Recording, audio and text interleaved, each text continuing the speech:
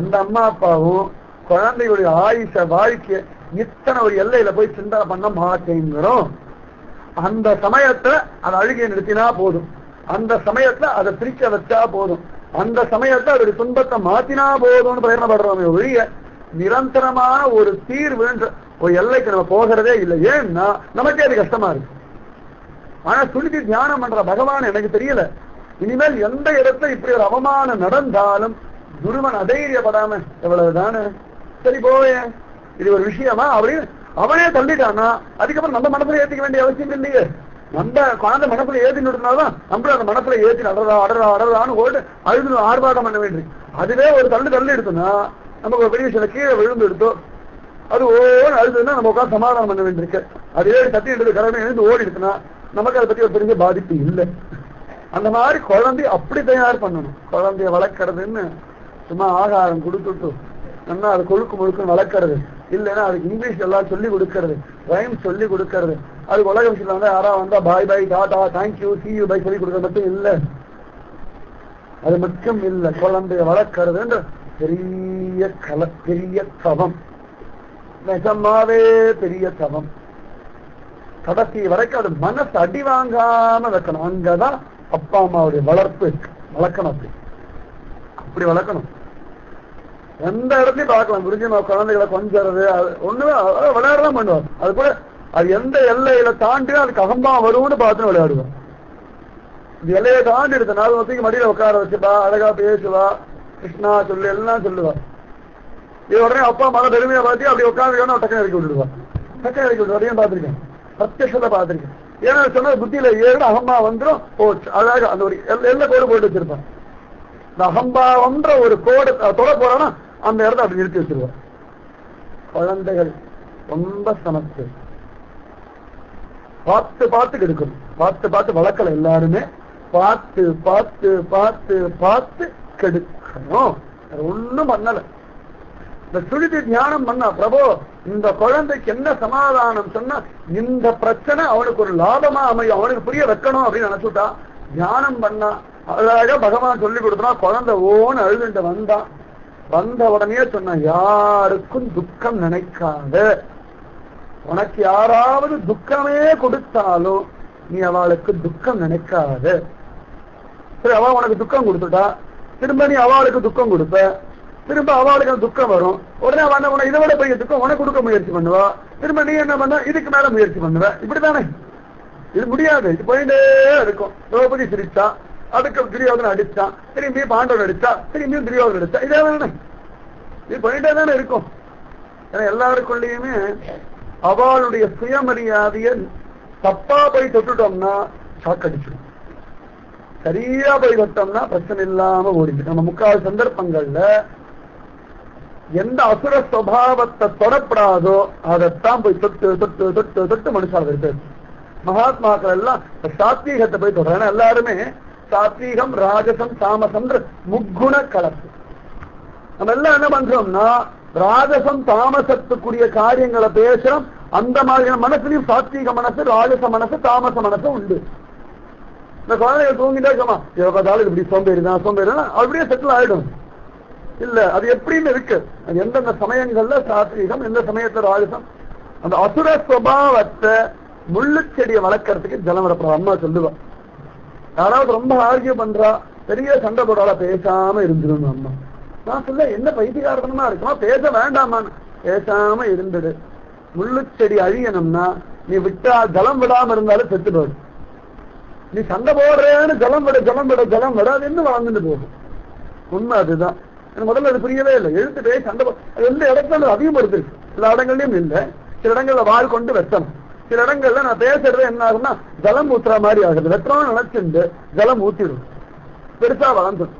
அந்த மாதிரி சொல்லிட்டு இந்த குழந்தையுடையதான உள்ளுக்குள்ள இருக்கிற துக்கத்தை தப்பான வழி எடுத்துன்னு போல பகவான் பக்கம் திருப்பிடும். ஏன்னா அவனுக்கு ஒரு கோபம் இருக்கு, ஒரு வைராக்கியம் இருக்கு. தன்னுடைய அவமானப்படுத்திட்டாள், இப்படி பண்ணிட்டாள், இவாளை என்ன பண்ணலாம் என்ன பண்ணலாம் என்ன பண்ணலாம்னு ஒரு வெறுப்பு இருக்கு. அந்த வெறுப்பை பகவான பார்த்துட்டேன்னா இவ தானாவே அடங்கி போயிடுவான்னு புரிய வச்சா. அங்கதான் சுனித்தியுடைய லட்சணமே. எல்லா குழந்தைக்குமே ஜெயிக்கணும், தன் காரியத்தை சாதிக்கணும் ஒரு ஹடம் உண்டு. மனுஷாளுக்கு இந்த ராஜசம் உண்டு. இந்த ராஜசத்தை இப்படி எடுத்துட்டு போனான். வேல யாருக்கும் துக்கத்தை நினைக்காத, அதனால துக்கம் நாசமாக போறது இல்லை. எனக்கு துக்கம் நாசமாகணுமா, பரமபிதா வாசுதேவன் திருவடியை போய் பிடி. அவன் திருவடியை பிடிச்சுட்டான்னா அதுக்கப்புறம் துக்கமே கிடையாதுடா. எல்லா இடத்துலயும் பரமாத்மாவும் கூட இருக்கான்ற வருஷத்துல எங்கேயும் துக்கம் வரும். அதனால அந்த பகவான போய் பிடி. தமேவ வத்ச ஆசிரிய பிருத்திய வத்சலம் முமுக்ஷுபிகி மிருஜ்ய பதாப்த பத்ததி. மோட்சம் தேடுறவாள்லாம் கூட எவன் திருவடியை பிடிச்சிருக்காலும் அவனை போய் பிடிச்சுக்கும். அவன் பக்த வத்சலன், பாகவத பிரியன். அவனை தவிர உன் துக்கத்தை நாசம் பண்ணக்கூடிய ஒருத்தரும் கிடையாது. அவன் சொல்லிட்டான், நானும் பண்ண மாட்டேன். உன்னோட தாத்தா பாட்டி இல்ல, அப்பா கிடையாது, பந்து கிடையாது, சகோதரன் கிடையாது. உனக்கு ஒரு துக்கமா, அதை நாசம் பண்ணக்கூடிய சக்தி வாசுதேவனுக்கு மட்டும்தான் உண்டு. பயல நீ உலகத்தை பார்க்கிற யாருக்குமே உன்னுடைய ஹிருதயத்துக்குள்ள இருக்க துக்கத்தை நாசம் பண்ணக்கூடிய சக்தி கிடையாது. சத்தியம். யச்சோகம் உச்சோசன இந்திரியானாம் அவாப்பிய பூமா வசபத்ன விருத்தியம் ராஜ்யம் சுராணாம் அபி சாதிபத்தியம். அர்ஜுனன் சொல்றான், என் மனசுக்குள்ள இருக்க சோகம் மூலகு ராஜ்யம் கிடைச்சாலும் போகாது. என் மனசுக்குள்ள இருக்க ஒரு வெறுப்பு, ஒரு துக்கம், ஒரு எரிச்சல் இருக்க, இது எத்தனை பேர் வந்து சமாதானம் சொன்னாலும் போகாதுரா கிருஷ்ணா. உன்னை தவிர எனக்கு யாரும் சமாதானம் சொல்ல முடியாதுன்னு விழுந்த பிறகுதான் பகவான் கீதையாகும். என்ன ஒரு கஷ்டமா இருந்தாலும் பகவான தவிர அதுக்கு முடிவு பண்ணக்கூடிய சக்தி யாருக்குமே கிடையாது. அதனால அவர் சொல்ற, பகவானை போய் பிடிச்சுக்கோ. அந்த பகவானை பிடிச்சுதான் உன்னுடைய கொள்ளு தாத்தா பிரம்மா நல்ல கதி அடைகிறார். இப்படி தாத்தா சுவாயம்பூமனு உத்தமமான கதி அடைஞ்சார். நீயும் அவனையே போய் பிடி, அதுதான் உத்தமம்னு. 5 வயசு குழந்தை சொல்லிட்டு அபியாமா அவரை போய் எங்க பார்க்கலாம், எல்லா இடத்துலயும் இருக்காரா. எப்படி அடையிறது? ரிஷிகள் சத்குரு அப்படித்தான் அடைய முடியும்டா. சத்குரு எங்க இருப்பா? நீ மானசீகமா தேடினா கிடைப்பா. சரிம்மா கிளம்புறேன்னு கிளம்பு. இவளும் சரி ஆசீர்வாதம் பண்ணி தீர்காயுஷ்மான் பவன் ஜெயிச்சிருவாடா குழந்தை ஜெய விஜயி பவன் அனுப்பிட்டான். எல்லாரும் சொல்றாங்க, என்னடி இது குழந்தைவே அதெல்லாம் சொல்லியா, முட்டாள்தனமா இல்லையா? 5 வயசு பிள்ளையானாலும் ஏதோ லட்டோ பூந்தியோ கொடுத்துட்டோ அழாதேன்னு சொல்லிட்டு எதனா விளையாட்டு காட்டி சமாதானப்படுத்தியா, என்னமோ காட்டுக்கு போகணும்னு சொல்ற, ரிஷிய பாருன்ற. தபசு 5 வயசு குழந்தை தபசு பண்ண முடியுமா அப்படின்னு அவ சொன்னா. இந்த வயசுல பண்ணவன் எப்ப பண்ண போறான்? சரீரம் எல்லாம் தளர்ந்து போன பிறகு பண்ண தபசா? சரீரம் எல்லாம் தளர்ந்து போய் தூங்குவோம், கலப்பா இருக்குன்னு தூங்கிட்டு, அது ஒரு தூக்கமா? முடியல, தூங்கிட்டே கிடக்கிறோம். நிறைய வித்தியாசங்கள் உண்டு. எல்லாம் முடிஞ்சு போன பிறகு என்னத்த பண்றது? வாழ்க்கை வாழறதுக்காக தான் தவமே ஒழிய வாழ்க்கை முடிஞ்ச பிறகு பண்றதே தவம் இல்லையே. பசிக்கும் போது சாப்பிடறதான் சாப்பாடு, பசி முடிஞ்ச பிறகு வேற வழி இல்லைன்னு சாப்பிட சாப்பாட்டுக்கும் பசிக்கும் போது சாப்பிட நல்ல வித்தியாசம் உண்டு. இப்பதான் பண்ணணும், பண்ணட்டுமே, என்ன தப்பு? யாரையும் காப்பாற்றுவா? 5 வயசு குழந்தை யாரும் பக்கத்துல இருந்து பாத்துக்க வேண்டாமா? அதுக்கு சாப்பிட தெரியுமா, தூங்க தெரியுமா? பக்கத்துல உங்க கூட படுத்துட்டு இருக்க குழந்தை இப்படி விடலாமோ? அப்படி விட்டாலாம். சொன்னா பாத்தீங்கன்னா தூங்கின பிறகு யாரும் அந்த குழந்தையை காப்பாத்திட்டு இருக்கா? பரமாத்மா தானே காப்பாத்திட்டு இருக்கான். கர்ப்பத்தை நானா காப்பாத்திட்டு இருந்தேன், பரமாத்மா தானே காப்பாத்திட்டு இருக்கான். நானும் அந்த குழந்தைய அனாதையா இருக்கும், யார் காப்பாத்திட்டு இருக்கா? அவன் தானே காப்பாத்திட்டு இருக்கான். அதே பரமாத்மா என் பிள்ளை எங்க இருந்தாலும் காப்பாற்றுவான். நம்பிக்கை அவளுக்கு. உலகத்துல எந்த மூலையில இருந்தாலும் என் பகவான் காப்பாற்றுவான். எனக்கு என்ன கவலை? பொறுப்பு அவனுடையது. என் கர்ப்பத்துல சம்பந்தம், அவ்வளவுதான். எனக்கும் என் பிள்ளைக்கும் 5 வருஷம் பந்தம். பகவானுக்கு அவனுக்கும் கோடி ஜன்மா பந்தம். காப்பாற்றுற பொறுப்பு அவனுக்கு தான் அதிகமா இருக்கு. என் தர்மம் என்ன உண்டு, அந்த குழந்தைக்கு பகவான் நாமத்தை சொன்னேன், பகவானை பிடிச்சுக்கோன்னு சொல்லிட்டேன். சத்குரு இருக்கான்னு காண்பிச்சு கொடுத்துட்டேன். சத்குரு அனுப்ப வேண்டியது பகவானுடைய பொறுப்பு. ரொம்ப தைரியமா சொல்லிட்டான். அவனுக்கு அந்த குழந்தைக்கு யார் சத்குருவோ அதை கொண்டு வந்து சேர்க்க வேண்டியது பகவானுடைய பொறுப்பு. அதை கேட்க வேண்டிய இவன் பொறுப்பு. இதை கேட்கற தூண்ட வேண்டியது எம்பெருமான் பொறுப்பு. அழகாக ஜோர அற்புதமா பண்ணா. அதிவிசேஷம். அதாவது நிஜமாவே திருடமான பிரார்த்தனை, ஆச்சரியமான சங்கல்பம். கொஞ்சம் கூட அதை மாற்றமே இல்லை அவளுக்கு. ஒரு ஓரத்துல கூட சிந்தனை பண்ணல. தன் தர்மம் என்ன உண்டு அது வரைக்கும் சரியா பண்ணிட்டா. தன் தர்மத்தை விடாம எனக்கு தெரியாததான் சொல்லியிருந்தானா தப்பு. அது சொல்லல, எல்லாம் சொல்லிட்டு பகவான் தாண்டா இருக்கான். இது வரைக்கும் என்னால சொல்ல முடியும்டாப்பா, இதுக்கப்புறம் உன் பிரயத்தனம். அழகா சொல்றேன். ஏன்னா அம்மா சொல்லலாம், அதுக்கப்புறம் இவன் தானே. ஏன்னா இவனுக்கு தானே இப்ப அவமானம். அவளுக்கு இது பழகி போயிடுச்சு. அவளுக்கு பெருசு, இவனுக்கு தான் புதுசா இருக்கு. இந்த அவமானத்தையும் ஜெயிக்கணும். அவனுடைய காயத்தை இவன் வந்து பரவாயில்லடா நானும் இப்படித்தான் இருக்கேன்னு சொன்னா சமாதானமாகாது. ஏன்னா இவளுக்கும் அதே அவமானம் இருந்தாலும் இவளுடைய தன்மை வேற, இவளுடைய சரீரம் வேற, சுபாவம் வேற. அது அவனுடைய சரீரம் வேற, சுபாவம் வேற, வயசு வேற, தன்மை வேற, இடம் வேற, ஏத்துக்கிற மனசு வேற. இதெல்லாம் ஒரு பெரிய விஷயமா நம்ம சொல்லுவோம். அவாவா சிட்டியில நின்னா தலைவலியும் பல்வலியும் தனக்கு வந்தா தெரியும் இல்லையா, அந்த மாதிரி இதெல்லாம் ஒரு அவமானமா அப்படின்னு அடுத்தவா சொல்லலாம். ஆனா அவமானமா இல்லையான்னு அவாவா சிட்டியில நின்று பார்க்கும் பொழுதுதான் பெருசாகவும் தெரியும், சின்னதாகவும் தெரியும். திரௌபதி சாதாரணமா சிரிச்சா, ஐயோ உனக்கு ஜலம் தெரியல நலம் தெரியலன்னு சிரிச்சான். ஆனா துரியோதன பெரிய அவமானமா பட்டது, என்ன பார்த்து இப்படி சிரிச்சுட்டாலே அவ்வளவு பெரிய யுத்தத்துக்கு காரணமா போயிடுச்சு. திரௌபதியோட சிரிச்சது தப்பான்னா, நீ சிரிச்சது தப்பு சரின்றது இல்ல, அவன் எப்படி எடுத்துட்டான்னு ஒண்ணு இருக்கு. அதனால யார் இடத்துல எவ்வளவு சிரிக்கணும்னு பெரியவா சொல்றான். சிரிக்கிற சரி தப்புன்னு இல்ல, எடுத்துக்கிறவா எப்படி எடுத்துப்பாலும் அதுக்கு ஏத்த மாதிரி ஜாக்கிரதையா சிரிக்கணும், எல்லாமே இருக்கு. நான் அந்த இடத்துல சொல்லலாம், நீங்க சொல்லலாம். ஆனா அவ அந்த இடத்துல எடுத்துட்டு இருக்கா, அவ அந்த இடத்த முடியாது பண்ணிட்டு இருக்கா. அந்த மாதிரி மனசு அவாவா எத்தனை கோடி மனுஷா உண்டோ அத்தனை கோடி மனசு ஞாபகம் வச்சுக்கோங்க. அவ்வளவு கோடி மனசு உண்டு. எத்தனை கோடி மனசு உண்டு அத்தனை கோடி பகவத் அவதாரம் உண்டு, அது மட்டும் ஞாபகம் அவ்வளவு இருக்கு. அந்த மாதிரி சொல்லிட்டு தைரியமா சொல்லிட்டா குழந்தை அழகா கிளம்பியாச்சு. நேரம் அப்படி பண்ணிட்டு இருக்கான் காட்டு பக்கம். தெரிஞ்ச நாரத மகிழ்ச்சி வந்தார், அடிபட்டு நொந்து போய் பண்ணிருக்கான். இப்பயா போய் குரு வரணும், முன்னாடியே பார்த்து தலையெல்லாம் தடவி கொடுத்து இந்த மாதிரி உங்க அப்பால அவமானப்படுத்துவார் கவலைப்படாதேன்னு சொல்லியிருந்தாருன்னா குருவன் தோத்து போயிருப்பான். இந்த அடி, இந்த வலி, இந்த அவமானம் ஜெயிக்கணும்ன்ற உத்வேகம், பரமாத்மா பார்க்கணும்னு ஒரு வைராக்கியம் இப்ப கொண்டு விதைய ஊனினா சக்குன்னு முளைக்கும். நெல்ல ஆழமா விழாம விதைய தூவிட்டோம், வயல ஆழமா விழாம நெல்ல தூவிட்டோம்னா பலம் இல்லை. நல்லா முதல்ல ஆழமா விழணும், அடி அடி அடின்னு நல்லா ஏற்கால் நுகத்தடியை கொண்டு அழுத்தி அழுத்தி உழுது ஜலமெல்லாம் பார்த்து மண்ணு பக்குவமா இருக்கு. அதுக்கப்புறம் விதைய தூவினோம்னா ஜலம் விட்டோம்னா கட கட கட கடன்னு முளைக்கும். இல்லைன்னா அங்கங்க பாறை இருக்கு, கல் இருக்கு, கட்டாந்திரையா இருக்கு, சும்மா அப்படி போட்டோம்னா பலம் இல்லை. அவமானம், அடி, வலி, குழப்பம், பயம். அப்ப நாம ஜபம் விதைச்சோம்னா சக்தி. பல சந்தர்ப்பங்கள்ல பார்த்தோம்னா குரு விதைக்கிற விதையே அப்பதான் இருக்கு. பரிசுத்த மகாராஜாவுக்கு அப்படித்தானே விதைக்கிறார் சுகபிரம்ம மகரிஷி. 7 நாள் மரணம், அப்பதான் கொண்டு வந்து விதைச்சா. அதுல டக்குனு கடகடகடான்னு 7 நாள் ஆலவிருஷமா வளர்ந்து எடுத்து பகவான் அடைஞ்சிடு. வேதவியாசர் மகாபாரதம் எழுதி முடிச்சோன்னு மகாபாரதம் நன்னா இருக்கு, இருந்தாலும் நீ பாகவதம் எழுதணும். எதுக்கு? ஃபர்ஸ்ட் கிளாஸா இருக்க மகாபாரதம் எல்லாம் ஜம்முன்னு எழுதிருக்கேனே, நான் திருப்தியோட இருக்கேன்னு எனக்கு என்ன கவலைன்னு சொல்லியிருப்பார். தோத்து போயிருப்பார். மகாபாரதம் எழுதி அவரே திரும்ப திரும்ப படிச்சு பார்த்தார், என்னத்தான் இருக்கு, இருந்தாலும் என்னமோ தெரியலையே, துக்கம் அடிக்கிறதே, ஒரு திருப்தி இல்லையே நினைச்சா. ஏன் இல்லை ஏன் இல்லை ஏன் இல்லைன்னு சிந்தனை பண்ணி அப்ப வந்து பாகவதம் சொல்லு துக்கம் நாசமாகும். எடுத்தோடனே வேதத்தை பிரிக்காம மகாபாரதம் சொல்லாம பாகவத எழுதான பலம் இல்லை. இத்தனையும் பண்ண பிறகு ஆத்மா திருப்தி ஆகல. ஏன்?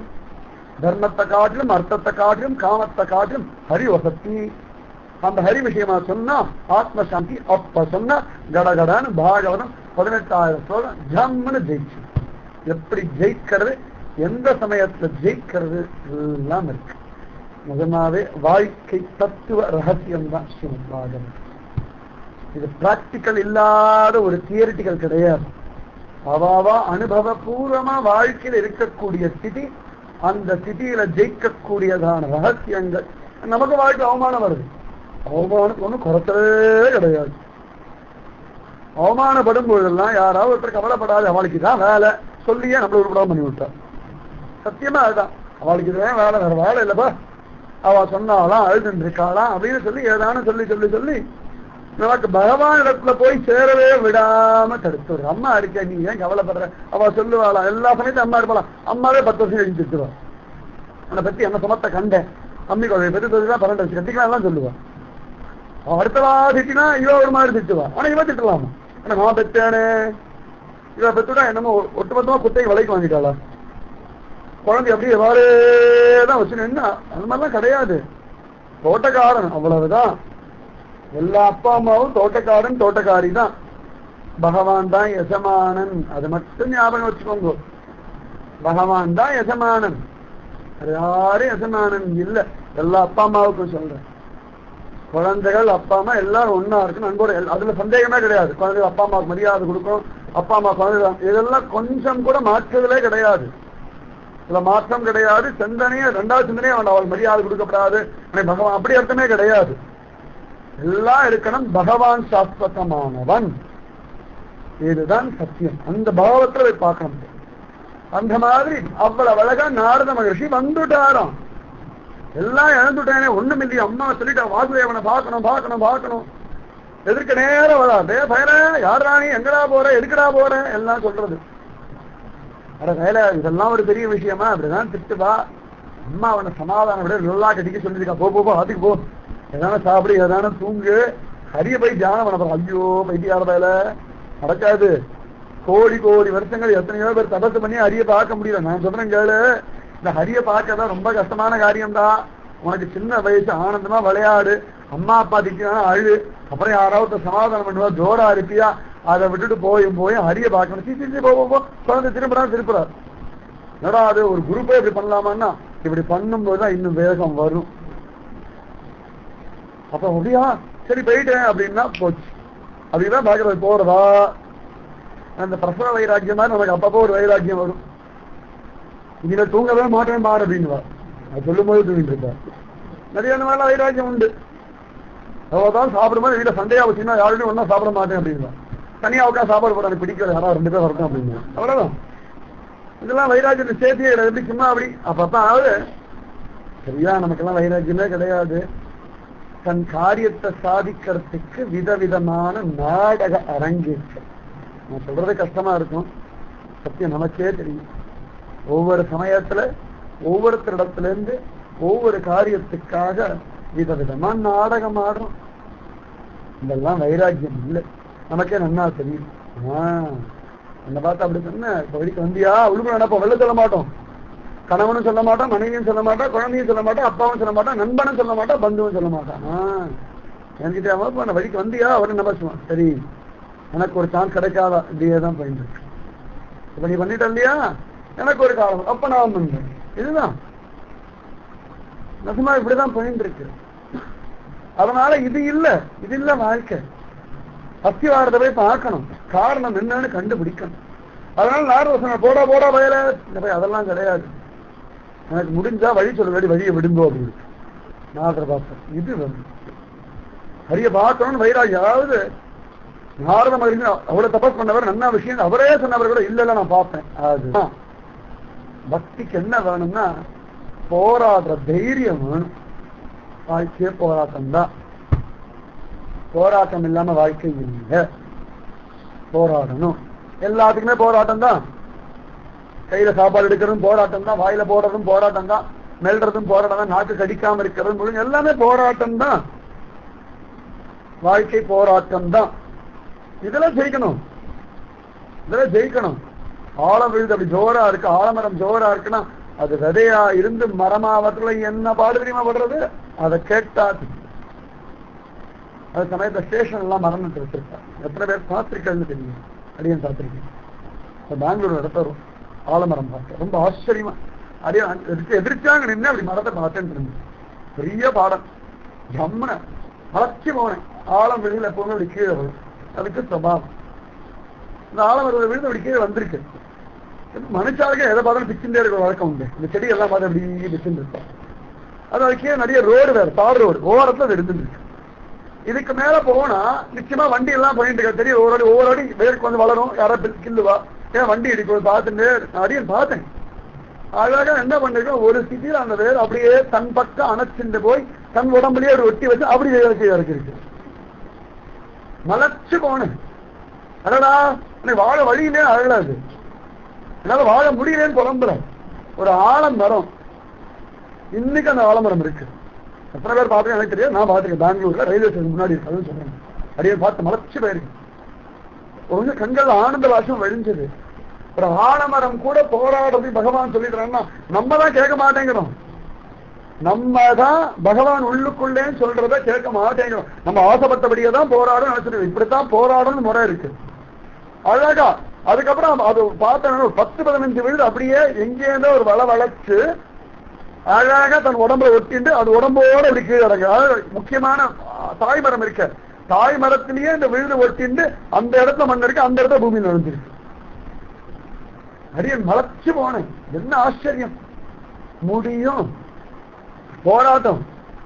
ஒரு விதைய நட்டு முளைக்கிறதா பாக்கிறோம்னா போராடணும். மண்ணுக்குள்ள அப்படியே உட்கார்ந்து மண்ணுக்குள்ள கொண்டு போயிட்டாச்சு. அதுல ஜலம் விடணும், ஜலத்தை இழுத்துக்கணும். ஜலத்தை இழுத்து சந்தோஷமா வளர்றதுக்கு இப்படி முட்டணும். முட்டி முட்டி முட்டி முட்டி முட்டி நம்ம பார்க்கலாம். ஒரு இலை வந்துடுத்து மழை விட்டுட்டு தேணும். இந்த உள்ளுக்குள்ளே கிளம்புற போராட்டம் இருக்க அந்த விதையா இருந்தா தெரியும். இந்த விதையா இருந்தா தெரியும். வீட்டுக்கு பூட்டி வச்சுட்ட பிறகு என்ன பண்றது ஒண்ணு தெரியாம முடிச்சுட்டு அந்த மாதிரி உள்ள புதைச்சாச்சு. ஜலத்தை வாங்கிட்டு மோதி மோதி மோதி மோதி மோதி மோதி வந்து அதுக்கப்புறம் வெள்ள விட்டு அப்படியே வரும். அது சமயத்தை எங்கேயாவது பார்த்தோம்னா பாறையெல்லாம் போய் விதை விழும். அது எங்கேயாவது காஞ்சிட்டு கிடக்கும். அது எங்கேயாவது மழை ஜலம் விழும். ஓரத்துல ஒரு வேர் வரும். அதாவது கிரிப்பே கிடையாது. அந்த வேர் இப்படி எடுத்துட்டு போய் எங்க வச்சா தான் அசனாம இருக்க முடியுமோ பார்க்கும். இந்த வேர் விட்டு விட்டு கடைசியில் ஒரு சமயத்துல பாறையே பழக்கம். கையில பிடிங்கிற மாதிரி இருக்கும் அந்த செடி. ஆனா அதனுடைய வேரை பார்த்தோம்னா சமயத்துல பாறையை பழந்துண்டு உள்ள போகும். சமையல சில வீடுகள்லாம் பார்க்கலாம். எங்கேயாவது ஓரத்துல இந்த பட்சியில தான் எச்சம் போட்டுட்டு போயிடும். அது ஏதோ அரச மரம் வரும், சின்ன மரம் தான் விடும். அப்படியே கொஞ்சம் கொஞ்சமா வேற விட்டுட்டு அப்படியே அது கரெக்டா எங்க ஜலம் இருக்குன்னு பாருங்க வேற அப்படி எடுத்துட்டு போகும். எடுத்துட்டு அங்கேயே ஜலத்தை உறிஞ்சு நம்ம ஸ்தாபிதம் பண்ணணும். வாழ்க்கையில் ஸ்தாபிதம் பண்ணணும். அதுவும் பக்தியில ஜெயிச்சே ஆகும். எனக்கு வரவே ஓட முடியாது, ஜெயிக்கணும். 5 வயசு குழந்தை போராட தயாரா இருக்கும். போராட தயாரா இருக்கவாதான் பக்தி பண்ண முடியும். பக்தின்றது அவ்வளவு விசேஷம். பிரயத்தனம். போராட்டம்னா என்ன பிரயத்தனம். சும்மா ஹாய்னு அர்த்தம் இல்லை. அதாடா அப்படின்னு அர்த்தம் இல்லை. சதா சர்வதா மூச்சு விடுறாரு போராட்டம் தானே. அந்த மாதிரிதான் போராட்டம்னா பண்ணிட்டே இருக்கணும். அதுக்கு போராட்டம்ன்ற வார்த்தையில சொல்லு. அந்த மாதிரி இந்த துருவன் இல்ல எனக்கு பகவானை பார்க்கணும் வழி சொல்லுங்க. அப்பா பார்த்தாரு, சரி அதுதான் நல்ல விதையா சொத்த விதையா குரு பார்க்கற அப்படின்னா சிலதான் வீரியம் உள்ள விதை. இதுதான் வைரம் பாஞ்ச கட்டன்னு சொல்லுவோம். மரங்கள் என்ன ஆனாலும் தாங்கும். ஏன்னா அத்தனை இடி மழை மின்னல் வெயில் பனி அத்தனையும் தாங்கினதுனால நம்ம நாட்டுல கதவா வச்சோம்னா தாங்கும். அதுதான் தேக்கு மரத்துக்கு பலம் இருக்கு அப்படின்னா அந்த போராட்டம் சும்மா இல்லை. அதனால விலையும் ஜாஸ்தி, மரியாதையும் ஜாஸ்தி. பார்த்து வார்னிஸ் அடிச்சு வைக்கும். திரும்ப வித்தாலும் விலை ஜாஸ்தி. எது போராடுறதோ எது போராடிண்டே இருக்கோ அது நிச்சயமா அதுக்கு மரியாதை உண்டு. அதை மட்டும் ஞாபகம் வச்சுக்கோங்க. கார்டன்லாம் போனா அவாவா புள்ள படிக்கின்றே வருபாடு முளைச்சுட்டே இருக்கும். ஒரு செடியை வெட்டி நம்ம கலையை வெட்டிட்டோம் அப்படின்னா கையில் ஒரு 5 மரம் முளைக்கும். புயல முருங்கை மரம் எல்லாம் பார்த்தோம். புயல்ல சாஞ்சிடும். புயல் சாஞ்சு விழுந்து போச்சு நினைச்சா அந்த ஓரத்தை இங்கே வேறு ஒட்டி இருக்கும். அங்க இப்படி போயிருக்கும். அது மரம் இப்படி இருந்தாலும் இப்படி சாஞ்சு போயிருக்கும். சாஞ்ச மரத்தையும் தெரியும் இப்படி போனா நம்ம கஷ்டம் இனிமேல் இங்கேருந்து இப்படி மரம் வச்சுட்டு வரும். ஆகாசத்தை நோக்கி போகும். தான் விழுந்தாலும் திரும்ப இது பாட்டுக்கு இப்படி மலைச்சு போயிருக்கும். அப்படின்னு சத்தியம். ஒரு ஸ்தாவரம் கூட எவ்வளவு தூரம் போராட தயாரா இருக்கு. மனுஷாத்தான் புலம்பல் முக்கல் முழுகல் அழுகல் ஓடி போறது எல்லாம் நம்ம தான். எங்கேயாவது ஒரு சிங்கம் ஒவ்வொரு நாளும் எவ்வளவு போராடம் தெரியுமா மானம் பிடிக்கிறதுக்கு. ஆனா என் கதையை கொஞ்சம் கேளுங்களேன். இல்ல அப்படிதான் வேற எழுத ஆரம்பிச்சு சிங்கம் தன் கதை சொல்லுதல் இப்படிதான் எழுத ஆரம்பிச்சிருக்கோம் கடைசியில. அது பாடு தேவன் சௌக்கியமா இருக்கு. அது என்னைக்காவது யாராவது கூப்பிட்டு மாநாடு போட்டு எனக்கு இந்த மாதிரி கஷ்டம் எல்லாம் இருக்கு புலம்பிட்டு ஒரு டெலிபோன் பண்ணிட்டு கஸ்டமர்ஸ் அனுப்பிட்டு இன்டர்நெட்ல சாட் பண்ணிட்டு வாழ்ந்துட்டுதான். புலம்பல் எல்லாம் நம்ம தான். இல்ல ஏன்னா மனசு ஏமாத்துறதுன்னு சொல்ல. எத்தனையோ அனாதை குழந்தைகள் இருக்கா. அவருடைய போராட்டத்தை கேட்கறதுக்கே ஆள் கிடையாது. ஜெயிக்கிறாளே நமக்காக அழுதா அவமானப்படுத்தினா வலிக்கிறலாம் சொல்லிக் கொடுக்க அதனாலே தோத்து போயிட்டு இருக்கும். கவலைப்படாதே கவலைப்படா சொல்லிக் கொடுக்க ஆள் அதனால தோத்து போயிட்டு இருக்கும். அனாதை குழந்தைகள் ஜெயிக்கிறது என்னமா ஜெயிக்கிறது. வாழ்க்கையுடைய யதார்த்தத்தை உணர்வதுகள் ஜெயிக்கிறதுகள் தானா ஆச்சரியமா ஜெயிக்கணும். வாழ்க்கைன்றது ஜெயிக்கிறதுக்காகத்தான். மனசு எந்த விஷயமே எடுத்தாலும் புரியாது. போராடணும். அது கத்துட்டாலும் தெரிஞ்சிருக்கும் சொல்ல முடியாது. நல்லா சமையல் பண்ண தெரியும். ஒவ்வொரு தடவை பண்ணும்போதும் ஒழுங்கா பண்ணணுமே இருக்கும். அதுதான் நம்ம வாழ்க்கையுடைய ரகசியமே. அந்த பலம் தான். ஒழுங்கா காரியம் நடத்திட்டு போனோம் இது நடக்கணுமே வந்து போயிடுவோமோ உள்ளுக்குள்ள ஒரு பயம் ஒரு ஜாக்கிரதை. பயம் கிடையாது ஜாக்கிரதை. இந்த ஜாக்கிரதை தான் நம்மளை வளர்த்தி அழிச்சுட்டு போடுது. ஜாக்கிரதை இல்லைன்னா தோத்து போயிடுவோம். இந்த ஜாக்கிரதை சிந்தனா சக்தியா வருது. ஏன் இப்படி ஆச்சு, ஏன் இப்படி ஆகல, எப்படி பண்ணலாம், இது தப்போ இது சரியோ, இந்த யோசனை நமக்கு பயங்கரமா குழப்பமா இருக்கு, ஐயோ தலைவடிச்சா மாதிரி. ஆனா இதுலதான் நம்ம மேல வரோன்றது நல்லா தெரியும். அந்த மாதிரி குருவன் போராட தேவை, எனக்கு சொல்லுங்க பண்றேன். அது ரொம்ப கஷ்டம்டா, இல்ல பண்றேன், நான் சொல்றதெல்லாம் பண்ணுவியா, பண்றேன், அப்படியே பண்ணுவியா, நிச்சயமா பண்ணுவேன். அப்ப உட்காந்து ஓம் நமோ பகவதே வாசுதேவாய